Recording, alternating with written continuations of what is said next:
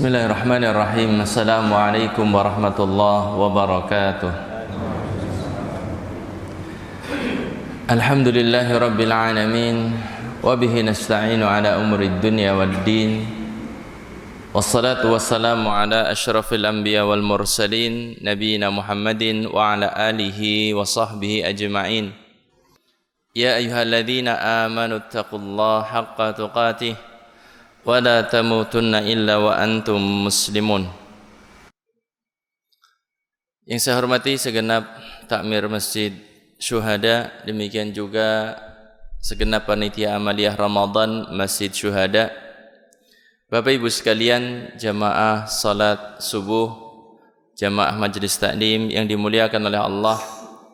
Pertama, marilah kita panjatkan puji syukur kehadirat Allah Subhanahu wa taala atas segala limpahan nikmat yang Allah karuniakan kepada kita. Di pagi ini Allah Ta'ala masih berikan kekuatan kepada kita untuk melanjutkan amaliyah Ramadan, dan semoga Allah Subhanahu wa Ta'ala berkenan untuk menerima amal ibadah kita di siang ini ataupun di hari ini. Amin ya rabbal alamin. Salawat dan salam semoga senantiasa terlimpah bagi panutan kita Nabi besar Muhammad sallallahu alaihi wasallam, keluarganya, para sahabatnya beserta umatnya yang setia hingga akhir zaman. Di kesempatan pagi ini dan juga beberapa hari ke depan, insyaallah kita akan membahas hadis-hadis pilihan yang sahih dari Nabi sallallahu alaihi wasallam. Kita akan berusaha untuk mengambil faidah-faidah dari hadis-hadis yang nantinya kita bacakan. Hadis yang pertama yang akan kita bahas di kesempatan majelis kita pagi ini, insyaallah adalah hadis yang diriwayatkan dari sahabat Abdullah bin Abbas radhiyallahu taala anhuma dan dikeluarkan oleh Imam At-Tirmidzi rahimahullahu taala. Saya bacakan hadisnya.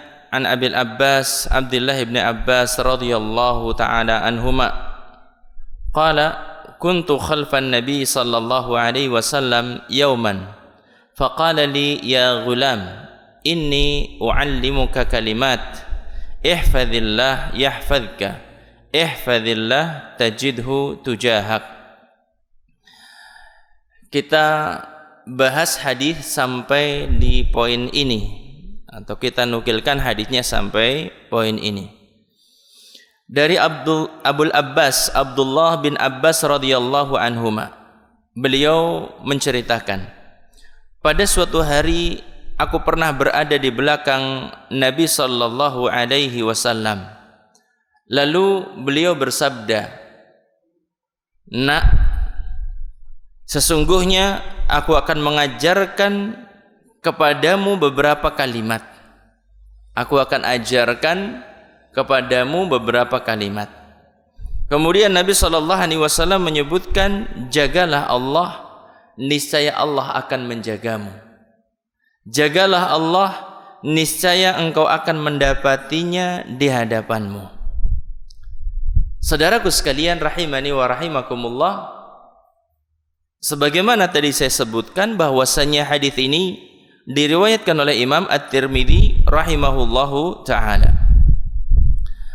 Lalu apa yang dimaksudkan oleh Nabi dengan menjaga Allah itu? Allah Subhanahu wa ta'ala adalah yang menjaga segala sesuatu. Allahu khaliqu kulli syai' wa huwa ala kulli syai'in wakil. Allah adalah pencipta segala sesuatu, dan Allah itu yang menjaganya. Yang mencipta segala sesuatu adalah Allah, yang menjaganya adalah Allah. Lalu kenapa Allah Subhanahu wa taala di sini seolah-olah Nabi memerintahkan jagalah Allah? Maka para ulama menjelaskan yang dimaksudkan dengan menjaga Allah adalah menjaga hak Allah. Menjaga hak Allah, menjaga batasan-batasannya, menjaga perintah-perintahnya dan larangan-larangannya. Ini yang dimaksudkan dengan menjaga Allah Subhanahu wa ta'ala. Saudaraku sekalian yang dimuliakan oleh Allah, sekilas tentang hadis ini, jangan sampai salah faham bahwasanya hadis ini di dalamnya Nabi SAW menyebutkan jagalah Allah, bukan berarti Allah itu butuh kepada penjagaan. Kemudian terkait dengan sahabat yang mulia Abdullah bin Abbas ini, sahabat Nabi dan punya kedekatan spesial dengan Nabi SAW. Beliau adalah Abdullah bin Al-Abbas. Al-Abbas ini adalah saudaranya Abdullah. Abdullah punya ayah namanya Abbas, punya saudara laki-laki Al-Abbas ini namanya Abdullah. Dari Abdullah ini lahirlah Nabi kita Muhammad sallallahu alaihi wasallam. Berarti hubungannya apa, Pak? Dengan Nabi? Abdullah punya ayah namanya Al-Abbas. Al-Abbas ini saudara laki-lakinya dari Abdullah, sepupu. Kalau di kita saudara sepupu. Abdullah bin Abbas ini sepupunya Nabi sallallahu alaihi wasallam. Abdullah bin Abbas ini punya kedekatan secara sahabat sampai berada di belakang Nabi, dekat dengan Nabi SAW. Kemudian punya kedekatan secara nasab juga, dekat banget nasabnya, yaitu apa? Sepupunya Nabi SAW. Abdullah bin Abbas ini sejak ibunya mengandungnya, Nabi SAW sudah berpesan. Nabi SAW sudah berpesan, nanti kalau lahiran bawa ke sini gitu. Pesan kepada ibunya, kalau nanti sudah lahiran tolong bawa ke sini. Kemudian ketika sudah lahiran dibawa kepada Nabi SAW dan diberi nama Abdullah. Jadi yang memberi nama itu adalah Nabi SAW. Kemudian Nabi SAW mengatakan kepada ibunya, suatu saat kelak engkau akan dapati anakmu ini adalah seorang anak yang cerdas. Dan demikianlah kenyataannya. Beliau radhiyallahu ta'ala anhuma adalah seorang yang begitu hebat. Adalah ulama tafsir dari kalangan para sahabat. Ulamanya para sahabat. Dan Nabi SAW pernah mendoakan dengan doa spesial. Allahumma faqihhu fid din wa 'allimhu at-ta'wil. Ya Allah, fahamkanlah dia di dalam agama dan jadikanlah dia seorang yang mengerti tentang takwil. Yang dimaksudkan takwil di sini adalah tafsir. Dan doa Nabi SAW terwujud. Sebagaimana tadi saya sebutkan bahwasanya beliau menjadi ulamanya para sahabat. Ada prestasi yang ditorehkan oleh beliau yang Masya Allah luar biasa adalah beliau pernah menyadarkan 20.000 orang yang berpemahaman Khawarij. Kelompok Khawarij yang mengkafirkan kaum muslimin karena dosa besar. Mereka disadarkan oleh Abdullah bin Abbas, kemudian kembali di antara mereka 20.000 orang taubat. Dengan apa? Dengan perantara beliau. Ini adalah prestasi yang luar biasa. Demikian juga beliau radhiyallahu ta'ala anhu pernah berpesan kepada Al-Husain untuk tidak pergi ke Karbala. Sebelum Al-Husain ini meninggal dunia di Karbala, sebenarnya Abdullah bin Abbas itu sudah wanti-wanti nggak usah pergi ke sana. Mereka itu para pembohong. Kemudian tetap saja Al-Husain pergi ke sana dan qadarullah terjadilah apa yang terjadi. Beliau dan keluarganya terbunuh di Karbala. Kemudian ketika mendapatkan kabar tentang meninggalnya Al-Husain, Abdullah bin Abbas ini begitu bersedih karenanya. Jamaah sekalian rahimani wa rahimakumullah, kita lanjutkan. Beberapa faidah yang bisa kita ambil yang disebutkan oleh para ulama tentang contoh menjaga hak Allah Subhanahu wa taala. Di antara contoh menjaga hak Allah, yang pertama adalah menjaga salat, melaksanakan ibadah salat. Dan ketahuilah saudaraku sekalian rahimani wa rahimakumullah, bahwasannya salat ini ibadah yang teramat penting di dalam syariat kita. Ibadah yang Nabi sallallahu alaihi wasallam sebutkan, inna awwala ma yuhasabu bihil abdu yaumal qiyamah as-salah.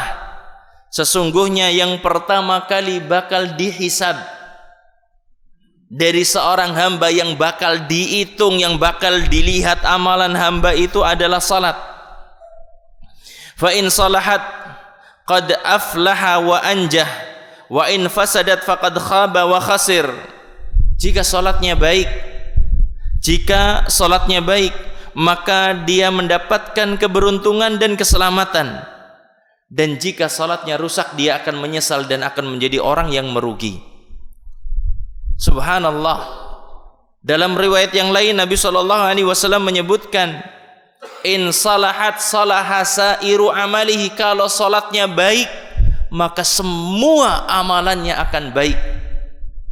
Wa in fasadat, dan jika salatnya rusak, fasada sairu amalihi, seluruh amalannya juga akan rusak. Maka saudaraku sekalian yang dimuliakan oleh Allah, kita harus punya perhatian besar terhadap ibadah ini. Ibadah salat harus punya perhatian besar untuk mempelajarinya, untuk bagaimana kita meningkatkan kualitas salat kita. Jangan sampai salat itu cuma sekedar ritual, ya ruku, ya sujud, gerakan-gerakan lahiriah tanpa ada perbaikan kualitas dari dalam jiwa kita. Bagaimana menghadirkan diri kita ketika salat, kita sedang menghadap kepada Allah Subhanahu wa taala. Salat bagaikan hati bagi tubuh kita, jantung atau hati bagi tubuh kita. Yang Nabi SAW menyebutkan dalam tubuh manusia ada segumpal daging. Jika daging itu baik, baik seluruh fisiknya, seluruh tubuhnya. Yaitu apa? Hati tadi. Hati ataupun jantung itu akan berpengaruh luar biasa kepada fisik kita. Salat akan berpengaruh luar biasa kepada apa? Kepada amaliyah kita. Kalau salat baik, Masya Allah, baik seluruh amal ibadah kita. Jamaah sekalian yang dimuliakan oleh Allah, maka ketika seorang salatnya sudah baik, itu otomatis akan menjadi sosok yang istimewa di hadapan orang lain, akan menjadi sosok istimewa dalam ibadah kepada Allah Subhanahu wa taala. Saudaraku sekalian rahimani wa rahimakumullah, di antara bentuk menjaga Allah Subhanahu wa taala adalah yang kedua, menjaga diri senantiasa dalam kondisi bersuci. Dan ini Masya Allah berat.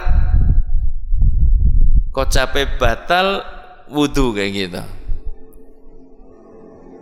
Dan yang saya ketemu dengan orang semacam ini kayaknya baru beberapa kali. Orang yang kalau batal langsung wudu meskipun nggak mau sholat. Apa keistimewaannya Bapak Ibu? Orang yang menjaga ketika batal langsung wudu lagi punya keistimewaan besar. Dia itu mendapatkan predikat mukmin dan diakui oleh Nabi Shallallahu Alaihi Wasallam. Itu istimewanya. Nabi Shallallahu Alaihi Wasallam menyatakan, wala yuhafidhu 'alal wudu illa mu'min, dan tidaklah menjaga wudu kecuali seorang mukmin. Hadis diriwayatkan oleh Imam Ahmad. Tidak ada seorang yang bisa terus menjaga wudunya melainkan dia itu adalah seorang mukmin. Kalau kita mendapatkan pengakuan dari jamaah Masjid Syuhada misalnya, Mas ini dia jamaah yang rajin gitu, nggak pernah telat. Bukankah itu suatu pengakuan yang Masya Allah gitu ya? Kita senang ketika mendapatkan pengakuan seperti itu. Apalagi kalau yang mengakuinya adalah imam masjidnya gitu. Oh Pak itu Masya Allah dia nggak pernah telat jamaah. Itu pengakuan yang Masya Allah. Pengakuan yang sekarang yang saya sampaikan ini adalah pengakuan dari Nabi Shallallahu Alaihi Wasallam. Pengakuan dari lisan yang nggak pernah meleset. Kalau lisan di antara kita itu kan karena terpengaruh sesuatu langsung memuji. Ketika mendapatkan sesuatu langsung memuji. Lisannya Nabi Shallallahu Alaihi Wasallam nggak ada kepentingan duniawi sama sekali. Tidak ada yang menjaga wudu melainkan dia seorang mukmin. Dan ini berat.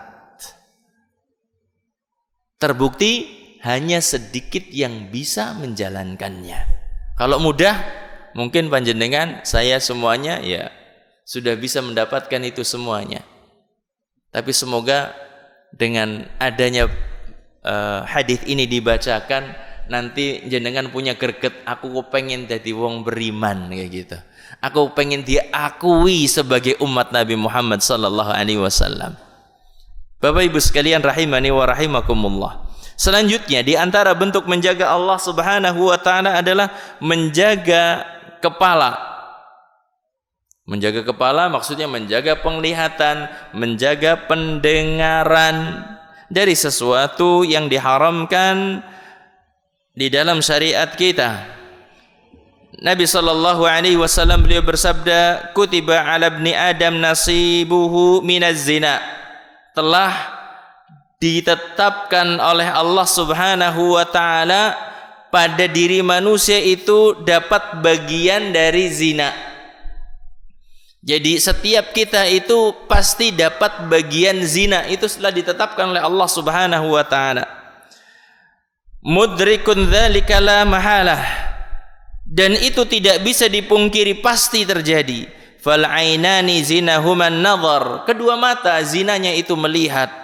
Wal udhunani zinahuma al-istima', dan kedua telinga zinanya itu adalah mendengar.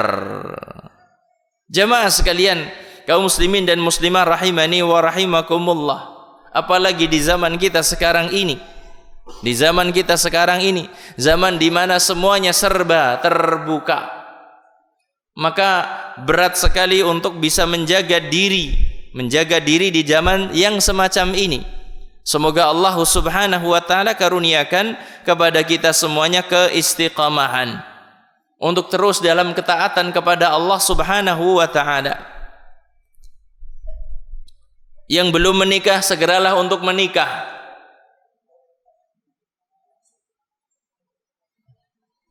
Yang belum menikah segeralah untuk menikah. Yang belum bisa terhindar, sudah menikah tapi belum bisa terhindar, menikah lagi.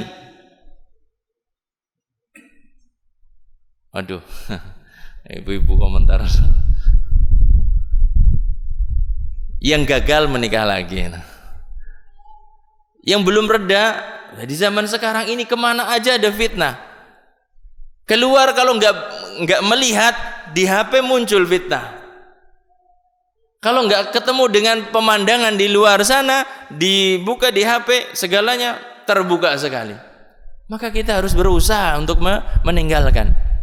Maka sebagian syekh itu mengatakan, aneh ada orang di zaman kita sekarang ini kok bertahan untuk jadi bujangan. Ngapain kayak gitu? Ada yang mengatakan sampai seperti itu, heran-heran. Apalagi kalian di Indonesia seperti itu, pemandangannya kok bisa-bisanya tahan esim bujang. Ada yang mengatakan seperti itu sama saya. Karena apa jamaah?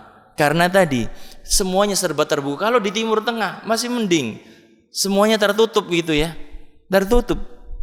Di Indonesia turun di bandara sudah seperti itu. Makanya saya ketika turun dari bandara komentar, kok bisa ya di negeri seperti ini esim bujang, urung bojo gitu.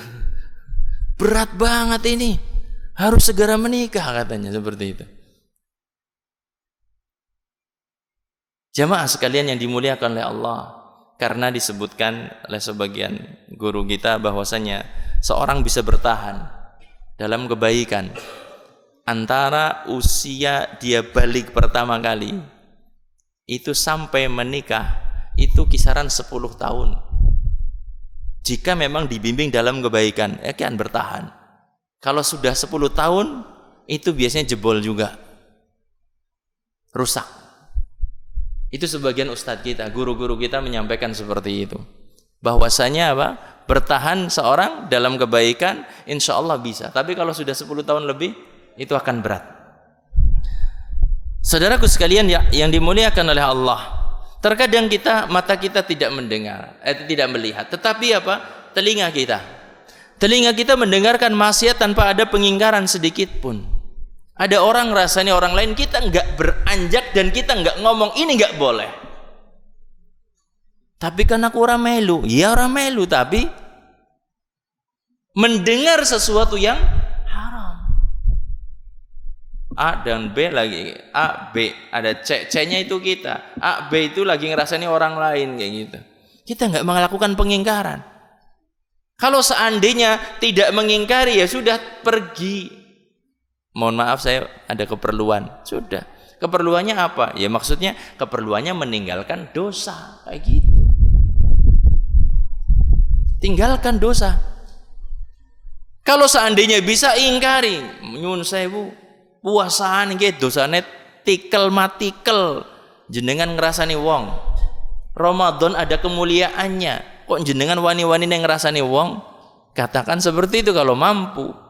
Kalau nggak mampu ya sekelenyem gitu, belum nggak gitu, tinggalkan. Eman-eman puasa kita dengerin apa? Maksiat. Selanjutnya, yang keempat, menjaga perut. Menjaga perut adalah menjaga apa yang ada di dalam rongga tubuh kita. Menjaga hati, menjaga perut yang ada di di bawah hati tersebut. Menghilangkan sifat-sifat kejelekan yang ada di dalam hati kita. Pendendam misalnya. Di bulan Ramadan kesempatan untuk menghilangkan semua bentuk dendam. Kita itu lemah. Dengan bulan Ramadan semoga kita sadar bahwa diri kita itu lemah. Sadar, dikurangi makan saja sudah berkurang energi kita. Dikurangi makan, dikurangi minum, kita sudah merasakan, oh kita itu nggak ada apa-apanya. Kita itu nggak ada apa-apanya. Buat apa kita mempertahankan dendam? Buat apa kita mempertahankan kebencian?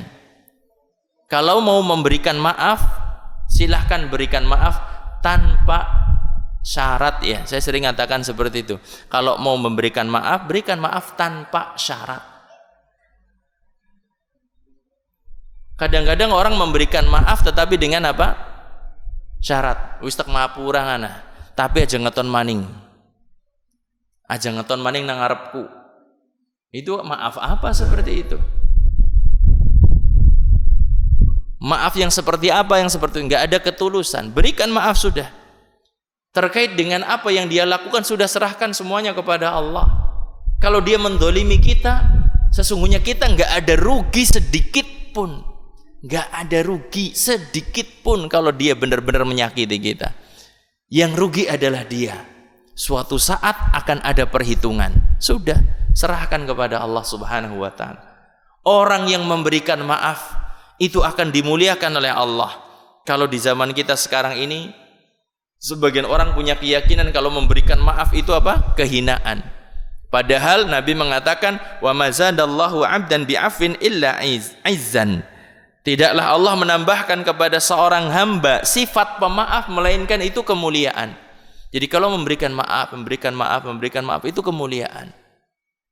Allah Subhanahu wa taala memaafkan hambanya itu, apakah Allah terhina? Tidak sama sekali. Allah itu mulia karena apa? Memang memberikan maaf kepada hambanya luar biasa.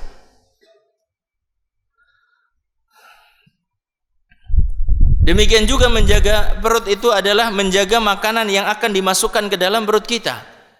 Dan di zaman ini, di zaman kita sekarang ini, banyak orang yang sudah tidak peduli tentang halal haram.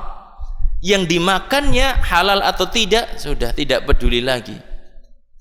Dan ini sudah disabdakan oleh Nabi SAW, la ya'tiyanna 'alan nasi zamanun, akan datang satu zaman kepada manusia, la yubalil mar'u bima akhadha minal mal, di mana orang enggak peduli lagi dari mana dia mengambil hartanya, dia dapatkan hartanya, amin halal amin haram, baik halal ataupun haram sudah enggak peduli lagi. Ada orang-orang di zaman kita dan jumlahnya banyak, kalau mikir halal haram kapan sugi ya, kan seperti itu. Ini sangat disayangkan sekali. Padahal yang namanya harta yang halal akan menumbuhkan tubuh yang istimewa, akan menumbuhkan tubuh yang mudah dibawa untuk taat kepada Allah. Harta yang halal akan menenteramkan keluarga. Harta yang halal, Masya Allah, faedahnya banyak sekali. Jamaah sekalian yang dimuliakan oleh Allah. Kemudian selanjutnya, yang kelima di antara menjaga Allah Subhanahu wa taala adalah menjaga lisan dan juga menjaga kemaluan. Nabi SAW memberikan jaminan, man yadman lima baina lihyaihi wa ma baina fakhidaihi adman lahul jannah. Siapa yang menjamin untukku, siapa yang memberikan jaminan untukku untuk menjaga lisannya, ma baina lihyaihi, apa yang ada di antara dua rahangnya, wa ma baina fakhidaihi, dan menjaga apa yang ada di antara dua pahanya, adman lahul jannah, aku jaminkan untuknya surga. Jaminan dari Nabi SAW. Dan inilah di antara anggota tubuh manusia yang paling banyak menjebloskan manusia ke dalam neraka, lisan dan juga kemaluan. Kemudian yang terakhir di antara bentuk menjaga Allah Subhanahu wa taala adalah dengan belajar ilmu agama. Dan belajar ilmu agama, Bapak Ibu sekalian rahimani wa rahimakumullah, ini adalah pintu dari setiap bentuk kebaikan yang ada. Setiap kebaikan itu pasti ada pintunya, dan pintunya tersebut adalah ilmu agama, pemahaman tentang ilmu agama.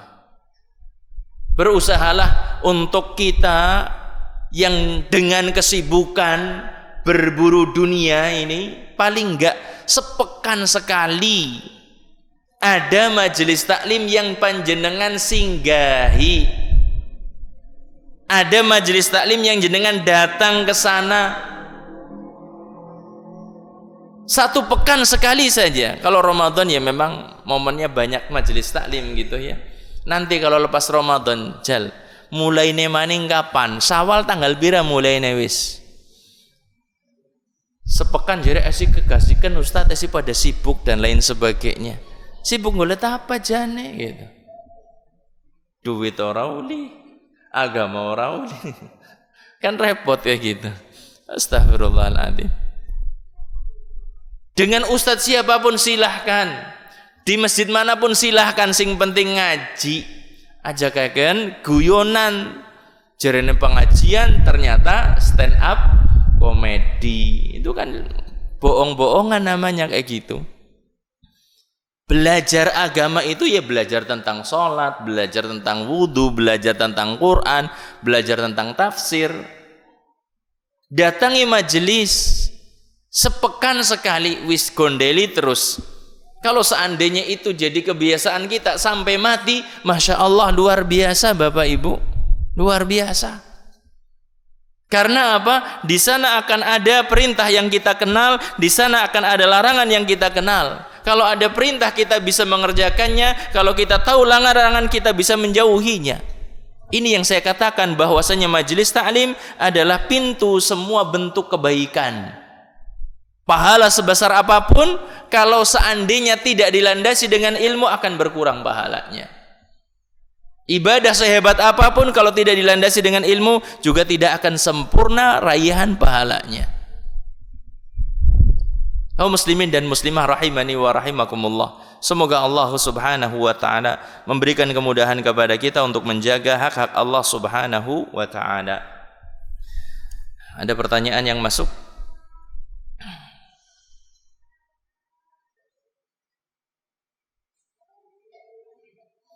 Ustadz, mohon pencerahan. Pada rakaat terakhir batal, lalu wudu hingga ketinggalan salam, apakah tetap dianggap makmum? Makmum yang batal.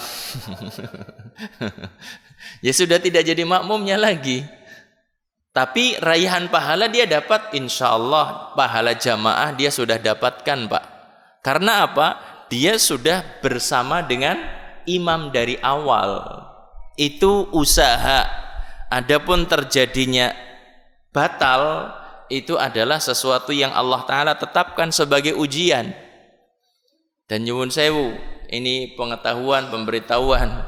Banyak orang yang kesulitan untuk bisa sukses dapat takbiratul ihram bersama imam, sukses dapat salam bersama imam, gara-gara ilmu yang pernah dipelajari di masa lalu. Isenan maksudnya. Ilmu kebal, ilmu apalagi, pasang susuk, dan lain sebagainya. Itu yang menjadikan orang itu rembes terus. Yang pernah belajar ilmu pernafasan urung ditobati ya kayak gitu terus. Pengen takbiratul ihram sama imam aja gagal. Sudah mau masuk pintu keluar lagi, wudhu lagi. Karena rasanya ada yang rembes. Padahal sebenarnya rembesnya itu adalah tiupan dari setan. Ditiup di pantatnya, kemudian rasanya dia yang kentut, padahal enggak. Sebagaimana disebutkan dalam hadis Nabi sallallahu alaihi wasallam. Yukhayyalu ilaihi annahu ahdath walam yuhdith. Dibuat khayalan kepadanya dia itu berhadas padahal tidak. Dan hampir semua, Pak, yang pernah belajar seperti itu kena. Pernah pasang susuk, pernah pasang rajah di rumahnya, pernah masang rajah di depan rumahnya, di tokonya, di mana, hampir semuanya orang merasakan seperti itu. Kalau panjenengan ngerasa seperti itu, pas wudhu kok dadak umet rasanya kayak gitu ya. Kalau kasih nggak wudhu itu biasa aja. Tapi kalau pas kok capek wudhu langsung kerasa. Lah ini perlu ada tobatan nasuha. Koreksi lagi diri kita. Dulu itu pernah belajar apa? Wis ditobati temenanan apa urung? Jangan sampai wis ora tenggok. Orang yang namanya tobat itu meninggalkan. Itu orang nganggo. Kemudian yang kedua, menyesal. Menyesal apa belum?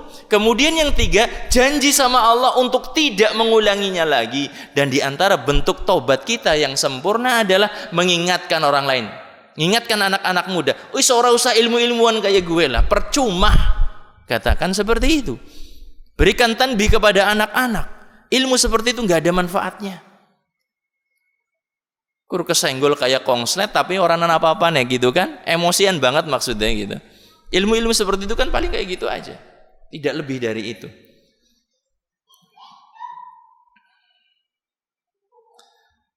Pertanyaan yang lain, istri pergi tanpa pamit suami tanpa pamit suami, adakah batas waktunya?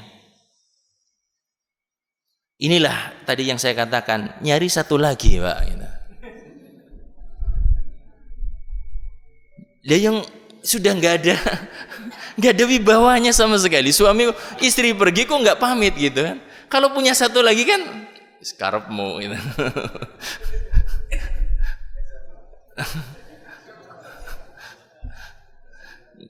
Ya sekarang apa arti seorang suami dalam rumah tangga? Suami itu adalah pemimpin. Pemimpin kok nggak ada kemuliaan sama sekali, nggak ada wibawanya sama sekali, ini kan melasi gitu ya.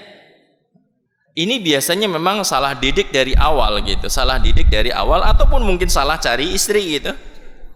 Mungkin karena mungkin dulu pas nyari istri belum istiqamah dan menjalankan kewajiban, akhirnya nikah, kemudian ternyata istrinya diajak taat nggak mau gitu misalnya, ya sangat mungkin sekali seperti itu. Pengalaman-pengalaman seperti ini, Pak, yang menjadikan itu bujangan pada takut nikah. mbok paya pakai gitu. Aku harus mbok tapi mbok salah pilih kayak pakai. Astagfirullahaladzim. Ini saja yang bisa kita bahas di majelis kita kesempatan pagi ini. Alhamdulillah kita bahas satu hadis walaupun tidak secara keseluruhan, tetapi insyaallah di sana ada faedah dan manfaat yang bisa kita ambil ataupun kita petik. Terima kasih atas perhatiannya, kurang lebihnya mohon maaf. Kita akhiri. Subhanakallahumma wa bihamdika asyhadu an la ilaha illa anta astaghfiruka wa atubu ilaik. Wabillahi taufiqul hidayah. Wassalamualaikum warahmatullahi wabarakatuh.